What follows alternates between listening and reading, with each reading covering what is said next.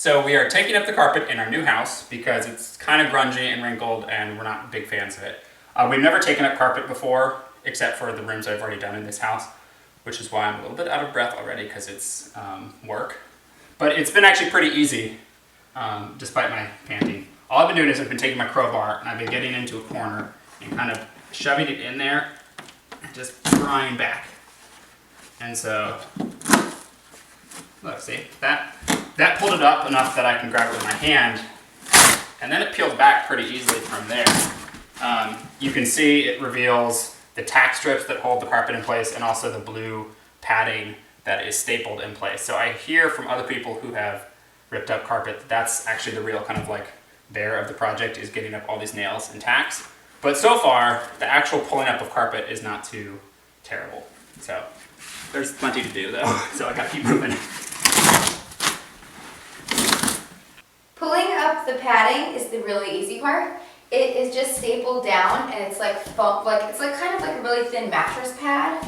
So you just can work around a room. You can see that ours has been tacked down in little rectangles. So I'll remove each of these ones and roll them up and get rid of them.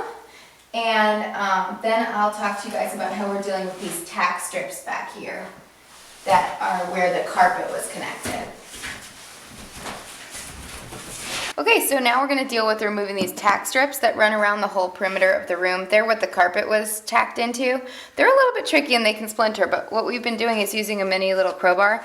I'm using the flat side to get under the piece and sort of pop it up. And then as you move along, there are those nails every sort of 6 inches or so. So sometimes what happens is it just cracks off where the nail is, like it's appearing to be right now. So sometimes what you have to do is just remove that part and restart around it and then pop the nail up. But it's definitely work to get, it's work to talk while doing this. It's work to get under there and get it up.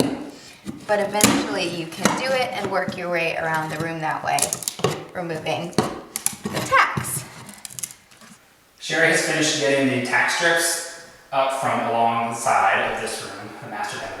So now we just have to get out the staples that were holding the blue padding in place, which was a very tedious task. We first were doing like we would remove any sort of staple with like a pliers and a back of a hammer, and it was taking forever. So we went out to Lowe's and we got this floor scraper for 25 bucks, and it is a lifesaver. Basically, it's just like a kind of blade almost at the end, which I probably should not swing it to my face like that.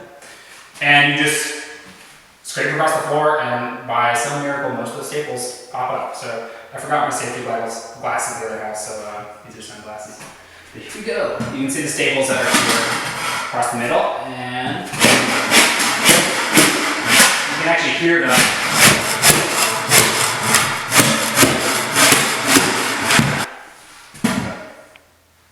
That part is done.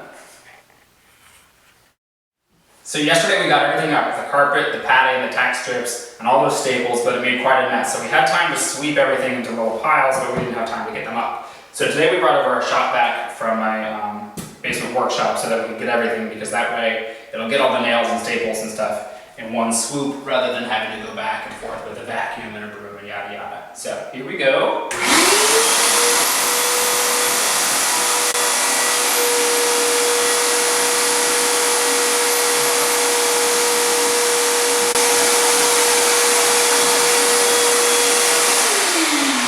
So we've basically just been going around and getting all of our piles. We'll probably have to do another sweep and vacuum again because it's just, there's lots of stuff. It was a dirty job.